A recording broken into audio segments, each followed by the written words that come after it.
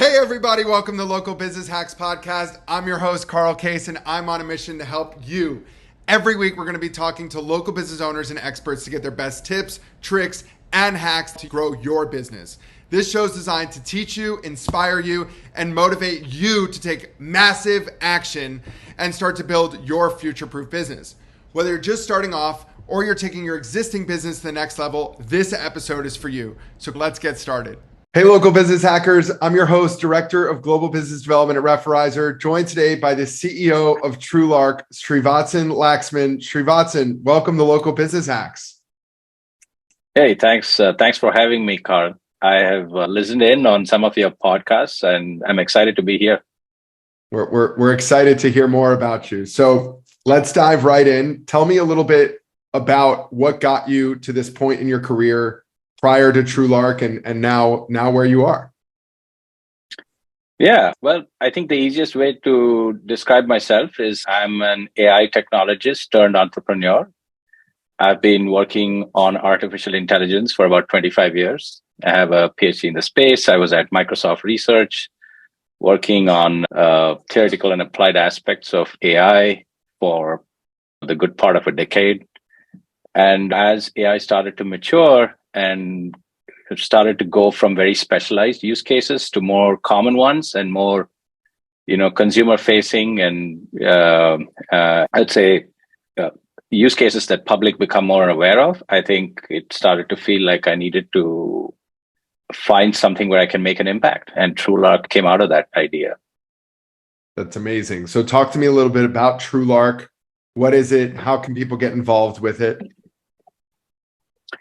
Yeah, TrueLark is what I like to call a full service AI. It's a custom built solution for the beauty and wellness industry. And the easiest way to think about TrueLark is that we monitor the solution, and we help customers drive revenue and save costs by automating customer communication. Amazing. And the best way for people to get involved is TrueLark.com? Yes, TrueLark.com. That is right. Easy enough. Absolutely. Cool. Well, Srivatsan, I can imagine being in the AI space for as long as you have before people really understood what artificial intelligence is or capable of, even though that's changing every day now in 2023. Yep. I'd love to hear from you. What are your local business hacks and the stories that taught you them?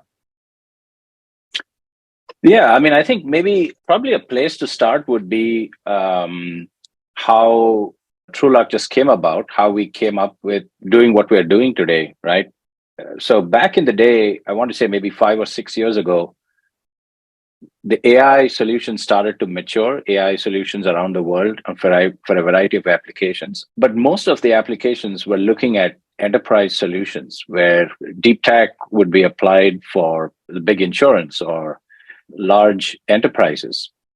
And I started to think that there's a lot of applicability of AI for the local business owner, right?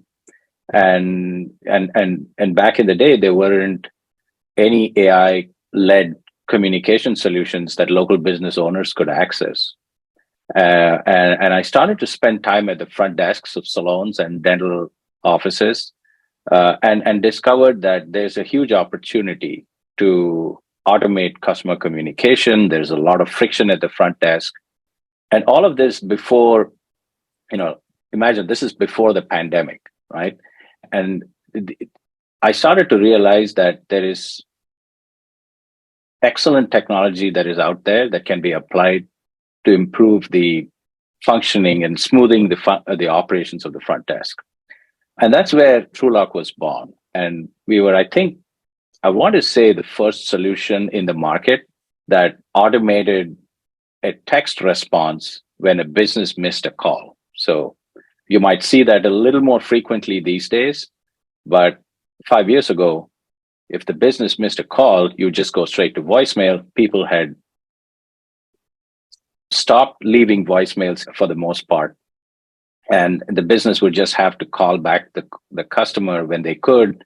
And that's phone tag that you would just keep playing. And you wouldn't know if the customer was going to come in for an existing appointment or they're not or what have you. So that was kind of the genesis of where TrueLark really started. And we started to think that, hey, if we could make the business available around the clock, that for calling customers, that would be a real win. And today, it's a different world post-pandemic. And with the labor market the way it is, more than half beauty businesses have reported vacancies that are unfilled, and it's extremely hard to hire, train, and manage staff. And in these circumstances, I think the most natural solution is automation and technology-led automation that'll bring greater efficiencies and help these businesses to really tide through the challenges of the labor market that we currently have. And so our recommendation would always be to find ways to bring automation to your operations. And with AI being where it is today, I think there's a great opportunity to automate, for example, call handling, customer communication in a variety of different ways, whether it's inbound or outbound. And so a variety of our customers are employing AI in so many different ways that I can talk about. But yeah, I mean, I think automation to come in and help businesses that are having challenges on the hiring front would certainly be a hack that's worth trying. Amazing. It's really wild to hear artificial intelligence from 5 years ago, because had you talked to me about AI, I would have been like, yeah, I know it's coming, but who knows that? Now I have ChatGPT plugged in almost everything that I do. It's on my phone, and it makes me question how I was writing emails as creative as I was in the past, but really awesome. So congrats on being a forefront in this space and everything you guys are up to. It's incredible. Srivatsan, talk to me a little bit from an education standpoint. After college, what was the best ways that you continue to educate yourself, whether it be through books that you recommend or other mentors or people that you looked up to that were your source of truth? And the main reason that I want to know is because I value what you're up to at TrueLark, and there's just so much fluff out there that you never really know who to get that real good stuff from. Yeah, I mean, back in the day, as I was finishing my master's degree, my advisor asked me what I wanted to do next, and if I'd want to apply for a job somewhere, apply to tech company somewhere. I had obviously expertise in machine learning and artificial intelligence. And I said to him, look, I need to extend my student life. That's the only way to continue discovering yourself and to learn the things that you want to learn in the most relaxed format. You can sit back and in a class and someone's teaching you stuff. I mean, nothing could get better than that. And so I went on to do a PhD, primarily motivated by the need to learn more in artificial intelligence and try and understand what the core problems were. 25 years ago, AI was already 50 years old in terms of from inception to where it had come. But still, the AI was not quite mainstream, and it was only applicable in the most specialized applications, right? And from there, the promise was there 25 years ago, and you could see that you could make incremental progress and get to a point where it would hit mainstream. And I would say the only other thing that I would always do, and I strive to do even today, is to surround myself with people that are smarter than me. And there's no better way to always keep learning in life. And one of my mantras is, what's with life if you're not learning something new today, right? And I think that's the spirit that keeps you going. And it's absolutely important in a field like ours, which is changing so rapidly, literally every week, every day, every month, to keep up to speed with where things are at and how we can do things differently and get better solutions and continue to stay relevant and important, working on important problems. I think working with people that inspire you, that they can do at least a handful of things better than you, I think that's the key. That's amazing. Where, out of curiosity, where have you found these people in the past or currently? Well, I think grad school is a good place to start. You're surrounded by very smart people that have gotten and just as eager to learn as you are.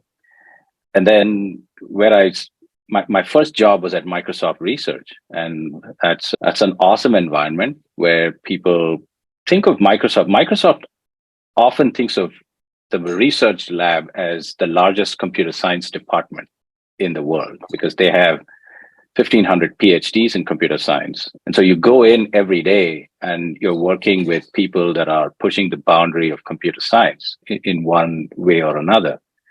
And having spent almost a decade there, I think that was a really enriching environment to continue to learn and to figure out how computer science can have an impact on lives of people around the world. And there's absolutely no doubt that it's a form of democratization that technology brings that is very unique, and it gives access to people across the spectrum to get things done in ways that they could never have done before, and gives them the agencies to do that as well. So I think I saw that a lot at Microsoft Research, working on incredibly interesting problems with a wide range of people. So yeah, I think, and at TrueLark, I mean, I've been really blessed with people that have joined us in our mission, whether it is on the technology front or on the product side, or even on the marketing and sales and the go-to-market front. We've just been surrounded by people who have joined our mission to democratize AI and bring it to be applicable to local businesses in ways that no other company or team is really doing today. So that allows for an exciting everyday morning, right? You come in, you want to work with people that are exciting and that are challenging you. I think that's cool. That's amazing. Applying this to my own life, some of the greatest people that I've met is not in grad school, because I didn't go to grad school, but in anything that they're paying or devoting their time to educate, and being in the space where people are investing their time and money to educate themselves is a very special person, because unfortunately, most of the world doesn't do that. So I value what you shared, and I greatly appreciate it. Srivatsan, are there any books that you really love and would recommend to any entrepreneur or anyone in this space? Well, interesting you asked that question. I mean, I think particularly on the AI front, even as we speak, things are changing so fast that books are really not the source. I mean, there are wonderful books that you can read on many other topics, but not to suggest that there aren't great books on AI, but by the way, but I think people that want to learn more about how AI can be applied, and even non-technology people that want to learn about AI, there's lots of resources out there on the web. Deeplearning.ai is an excellent resource, and there are multiple Coursera courses out there that you could go to. And also Stanford, MIT have excellent, more technical classes that are put up online. So those, I would argue, are the best resources as of today. And things are changing so fast that you really, I mean, and my daughter who's in high school, I mean, I can't get her to read a textbook. I keep telling her that the best way to learn calculus is maybe go through a textbook cover to cover. But hey, she's far, far away from that. She'd much rather watch a 5-minute video on how to prove something in calculus. So, yeah, a different format for a different generation. I'm remembering when I took Calculus 4, it was the most miserable class of my college career. It's so funny. I'm going way back now. Yeah. Oh man. I'd love to know what motivates you daily, or how do you get in your rhythm, like your morning routine or something that's a standard to you, even as simple as drinking a certain tea every day. Talk to me about that. Yeah, I'm a tea guy. So yeah, absolutely need the morning cup of tea. And also I like to get up and get right into my running shoes and tennis shoes, actually. So I like to go hit 500 to 1,000 tennis balls. I mean, and that's the way I usually start my day. And then I very quickly, the day starts to rush in. I mean, what you don't want to do when you wake up in the morning is look at your phone. So yeah, I try to delay that as much as possible. And After my morning cup of tea, I open up my inbox, and sure enough, there's some fire or the other to put out almost every day. Amazing. I have a hack I'm going to add to this podcast too, and that's that I recently put my phone in grayscale mode. And it's amazing how much less dopamine I get picking up the phone when it's in black and white versus when I'm looking at these blaring colors. It's that little hack has changed my whole interaction with my device. It's great. I recommend trying it. That's very interesting. I can imagine that working, actually. And it's just the lessons that need to go back and keep touching that screen, right? Oh, yeah. I think years ago, I was told that the average human touches their phone over 1,000 times a day. And I said, there's no way I touch my phone 1,000 times a day. And I counted that day, and it was well over 1,000 times. Oh, yes. I was shocked. Absolutely. Shocked. Anyways, I'd love to hear from you on the topic of growing a company that, you know, if you would have told me 5 years ago that you had an AI company for small businesses, I would have said, yeah, me too. Like, what does AI mean to you? So what were some hurdles that you came across when creating a new category in this space before people were familiar with how artificial intelligence can really help them in their day-to-day lives or in their business? Yeah, I think education has been the thing that we spend most of our time on. When we started, there wasn't any awareness at all that AI can automate customer communication at the scale at which we were promising for customers. And the way I started the company was actually manning the front desk. And I would spend 1 hour at a salon front desk at 3 different salons each day for a good part of maybe 3 or 4 months. And just sitting there and learning about how customer requests come in and how the staff handle them and so on.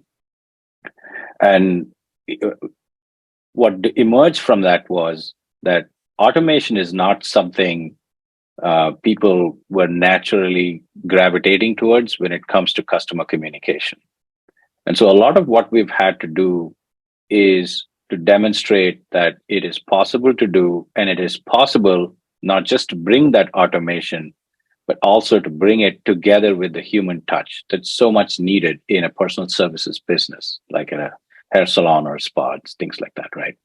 And to be able to then develop our solution and refine it to the point where it is today, where not only does it automate everything that you need and that can be automated, routine, repetitive tasks that can be automated, but it also gives the staff the opportunity to jump in anytime in a conversation and help a customer that's either feeling a little frustrated with the service they received yesterday or whatever, right?